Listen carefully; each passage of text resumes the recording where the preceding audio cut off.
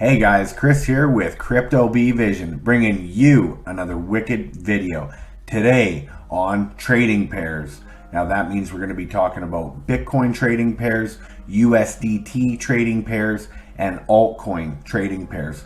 Now this is important, guys, because the trading pairs, depending which ones you're using, will change your stop loss, your breakout points, your trend lines, and basically everything. So you want to pick the perfect pair for the market that you are in. Also, with this is going to help you with your trading portfolio, pairing recognition, and strategy development. We'll go over all of this in the video. But before we get started, I'm going to ask you to like the video, subscribe to the channel, and ding that bell. Also, please drop a comment if this video helped you at all. Is there anything else in trading you would like to learn? And last thing, don't forget about that Telegram group. We're giving 1 Ethereum away a month until the end of 2020, and we had 4 winners already, and they are pumped. So thanks for watching, guys. Without any further ado, let's dig into it.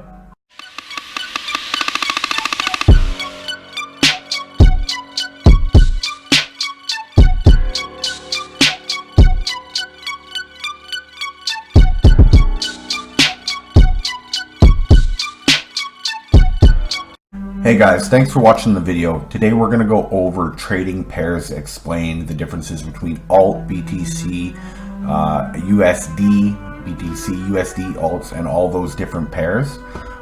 So I just wanted to talk about the trading pairs, the differences, and how charts should be treated. If there's a setup posted and it's a BTC pairing, does this also go for USDT as well, or do the charts move differently? Well, you can't convert a BTC chart to USDT. You can't sit there and do the math because the support is not going to match up, and neither will the resistance levels. Also, your stop losses aren't going to be in the right place, guys, and the breakout levels are not going to be at the same level. It's like if you've got different buyers and sellers depending on which trading pair you're using. So it's not really the same. But first of all, you need to develop a strategy and decide, what are you trying to accumulate? Are you trying to accumulate Bitcoin for the long term, or are you trying to accumulate USDT? Let's try to keep it simple. You want to be in one coin that is outperforming the next coin, as long as nothing's plummeting in price, so the coin's moving sideways. Alt BTC pairs when Bitcoin is climbing higher, and alt USDT pairs when Bitcoin is falling slowly. So again, guys, that's alt BTC pairs when Bitcoin is climbing higher, and alt USDT pairs when Bitcoin is falling. You don't need to buy with a certain pair. Like if there's a banned BTC trading pair, to access the banned BTC chart, you don't have to buy banned with Bitcoin. You can buy it with USDT or whatever other pairing the certain exchange is offering. So in what the chart is showing you is a graphical depiction of the performance of any altcoin compared to alt BTC pairs, or Bitcoin compared to altcoins. USDT pairs are compared to USDT, so it shows relationships like how is the coin performing against Bitcoin. But there's an issue, guys. So the issue is a lot of altcoins don't have USDT trading pairs. A lot of them are smaller altcoins, either micro cap or small cap coins. And to us, that's a two-step process, right? You have to essentially go from USDT, then you got to buy Bitcoin, and then from Bitcoin you got to buy the altcoin. And don't forget about the fees that are included in that, guys. So this also works in reverse or vice versa. When you sell off and you're taking profits, potentially you want to hold it in USDT if the trend is going down. But it really depends on the macro trend, guys. Like really you got to have your strategy. Like, what are you trying to do?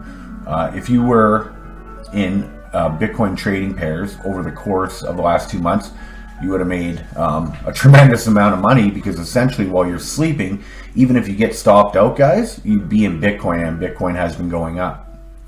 I believe it's over almost 100% this year, right?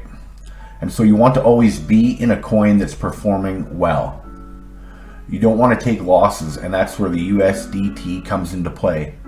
You know, if there's a macro downtrend like the 2018 bear market, you're accumulating USDT alts in like the bull market. You might just continually accumulate BTC. Overall, on average, the coin's going to move higher. That's Bitcoin. So, like we talked about, all BTC pairs of comparison to the performance of the altcoin or to the performance of Bitcoin. So if Bitcoin pumps 5%, guys, and an altcoin's pump 5%, then all BTC pairs move sideways. It doesn't show any gains because it didn't outperform Bitcoin. And so if you can imagine, if Bitcoin pumps 5% and the alt BTC pair doesn't move, then essentially it's going to be down 5% because Bitcoin outperformed it by 5%. Now, keeping that in mind, guys, if Bitcoin and your alt pair both pump, say, 10%, your USDT value will go up, but you're not in USDT until you sell it into USDT. So that's important to understand as well, because USDT pairs perform better when Bitcoin is moving higher, and they essentially get drug higher. Altcoin and BTC pairs perform better when Bitcoin is even lower or consolidating. But it's important to remember that if you're in a coin, you want to be in a coin that is outperforming the next. However, if you're in an altcoin pair, whatever the alt BTC pair is, and it's up 2% and Bitcoin drops 20%, yeah, your altcoin outperformed Bitcoin, but Bitcoin versus USDT is down 20%. So you took a loss compared to USDT. Yes, you did make some Bitcoin though, but you lost a lot versus the USDT. So if there's a lot of things that go into this, you always want to find the coins that are outperforming the next coin. And so that's something to consider as far as Bitcoin moving sideways. It's not getting completely destroyed by your alt BTC pairs. And that's where I like to trade them better. Bitcoin's constantly moving higher. So all the alt BTC pairs get wrecked because Bitcoin was outperforming them. So then you want to start looking at alt USDT pairs, if that makes sense. So it really depends on the trend as far as what the best trading pairs on smaller exchanges if you're using trading pairs with low liquidity. So for instance, if there's a TRX XRP pairing on smaller exchanges, what's going to happen if you use that pair? Well, on the smaller exchanges, you're going to have larger spreads on these with some trading pairs. You can even look at the charts of these coins and you can see they're low volume trading pairs, guys. And so there's going to be a huge spread. You're going to have orders that don't get filled. So with being on an exchange with a lot of volume, you want to be trading in pairs with high liquidity, and all your volume potentially is in BTC or USDT. Things are starting to get better, guys, but for now I would stick to those. If you start going off and trading XRP or Ethereum trading pairs, you're probably not going to get the liquidity that you're looking for. And that's another idea that kind of goes into the big picture. So I know this has a lot to it, but at the end of the day, you're probably fairly new to the group, and this will become a second nature before you know it. But one last thing, guys, I know everybody kind of thinks in USDT because that's what you're used to buying things with and paying your bills with the US dollar, and it makes sense. But some people don't really understand how Satoshi levels work or Satoshis work and whatnot. But at the end of the day, guys, we're here to help you.